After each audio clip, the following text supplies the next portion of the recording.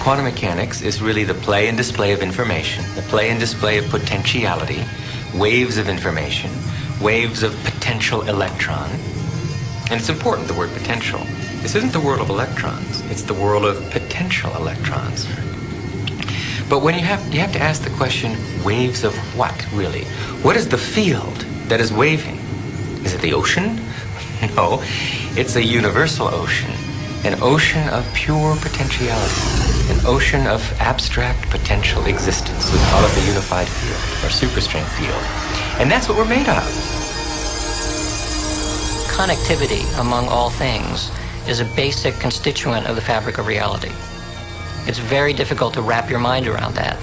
But Erwin Schrödinger said, he's one of the founders of quantum mechanics, that entanglement, which is this idea of this connectivity, is not just a property of quantum mechanics, it's the property. It's the property of quantum mechanics that makes it very, very strange. And it doesn't seem to fit in with our ordinary world, our ordinary experience, but in fact it actually does.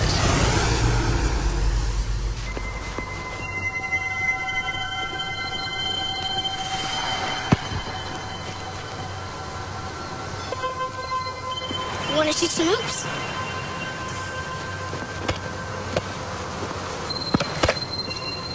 No, you don't have to be like that. Come on and play. Look, he likes you.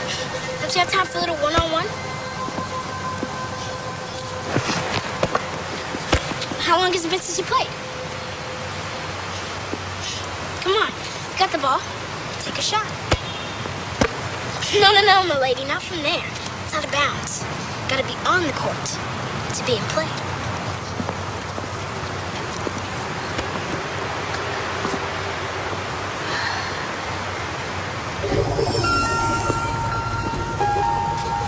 Welcome to Duke Reginald's court of unending possibilities.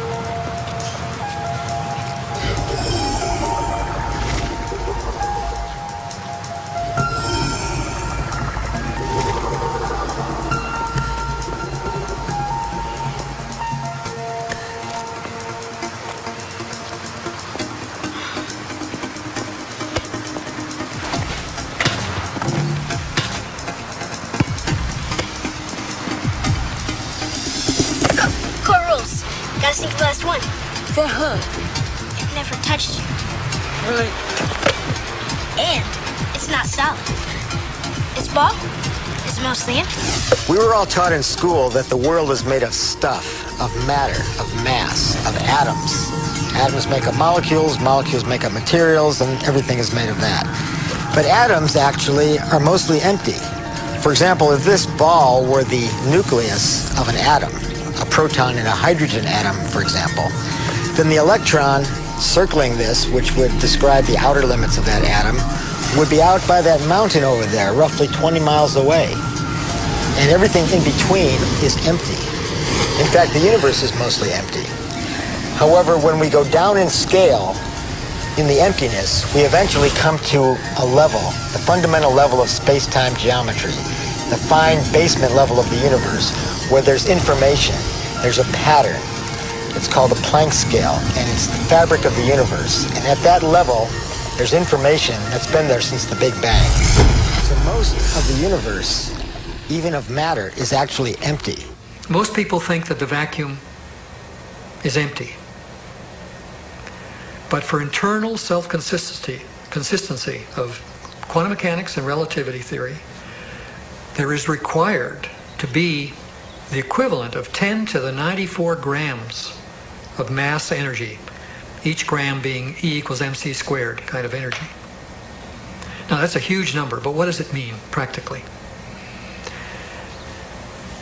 Practically, if I can assume that the universe is flat, and more astronomical data is showing it's pretty darn flat. If I can assume that, then if I take the volume or take the vacuum within a single hydrogen atom, that's about 10 to the minus 23 cubic centimeters. If I take that amount of vacuum and I take the latent energy in that, there is 1 trillion times more energy there than in all of the mass of all of the stars and all of the planets out to 20 billion light years.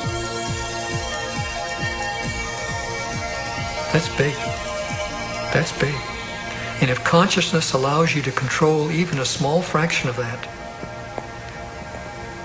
creating a Big Bang is no problem. Organizations like NASA, British Aerospace, are all trying to tap into this incredible, unimaginably large energy sea. And they feel if they can tap this, we can travel to different galaxies. So they understand that in empty space, there is this unbelievable energy. The major basic idea that quantum physics implies, which makes us understand this or even think about this new paradigm, the thing which is that there's this underground, there's got to be a realm of existence which cannot be ever touched on or seen, which bubbles into the existence, giving rise to our understanding of the world.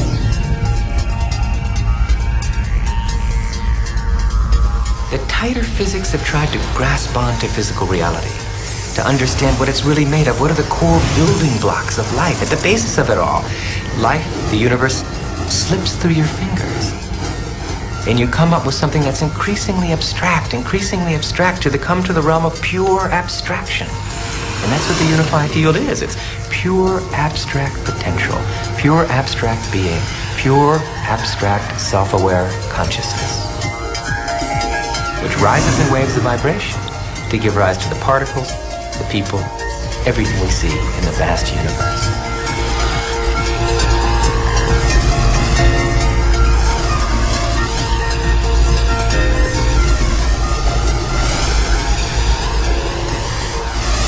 What makes up things are not more things, but what makes up things are ideas, concepts, information.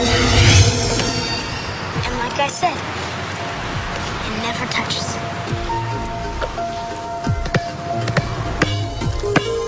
Another strange fact is that objects never really touch each other. When I dribble this ball, the atoms of the ball and the atoms of the ground never actually meet. So nobody touches nothing. Come on, put your stuff down. Nobody's gonna take it. Like I said, this is my court. It's no problem.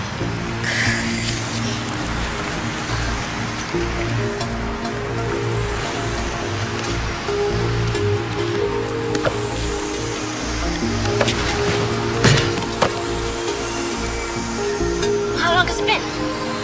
I'll be 8. The first inkling in physics that we got that time ain't what it seemed to be came with relativity. That was the first inkling that time was not absolute. It was not the absolute ruler of the universe. That God Almighty did not say 1 second, 1 second, 1 second, 1 second, 1 meter, 1 meter, 1 meter. You're in a gravitational field. Your head is actually moving at a slightly faster rate than your feet. The second law of thermodynamics says that things unwind and move forward, so that gives an arrow of time. But at the quantum world, in the micro world, the second law of thermodynamics doesn't seem to hold, and things can go backwards or be timeless. The fundamental equations of physics have a property which is referred to as time reversal symmetry.